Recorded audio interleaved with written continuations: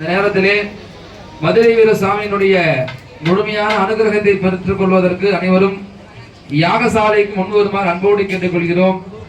யாகசாலையிலே உபசாரம் நடக்குது.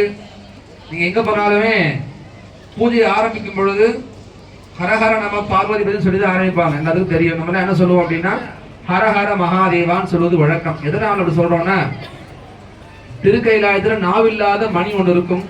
அந்த மணி நீங்க ஹரஹர மகாதேவான்னு சொல்லும்போது ஓசை எழுப்புமா. நம்ம மணி அடிக்கிறதுக்கு நாக்கு இருக்காது. நம்ம சொல்ற ஹரஹர மகாதேவாங்கிற சப்தம் தான் அங்க ஓசை எழுப்பும். உடனே பார்வதி பரமேஸ்வரன் இடத்துக்கு வருவதாக அர்த்தம்.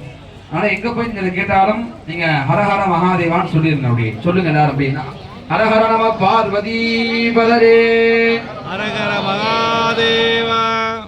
நீங்க 4 நாள் சாப்பிடாம மாதிரி சத்தம் வருது. நல்லா சத்தமா சொல்லுங்க எல்லாருமே. அப்படியே எதாவது சாப்பிட்டு திரும்ப வந்து சத்தமா சொல்லுங்க எல்லாரும். அப்படியே நம பார்வதி பதரே ஹரஹர மகாதேவா. தென்னாருடைய சிவனே போற்றி, இறைவா போற்றி.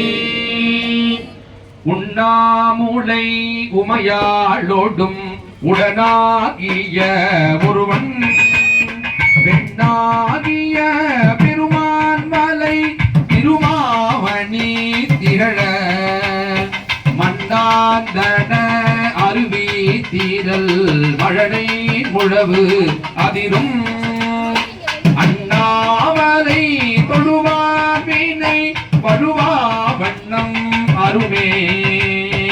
உண்ணாமுலை உமையாலோடு முடனாகிய ஒருவன் பெண்ணாகிய பெருமான் மலை திருமாமணி திகழ மண்ணாந்தனர் அருவி திரள் மழலை முழவதிரும் அண்ணாமலை தொழுவா வினை வழுவா வண்ணம் அருவ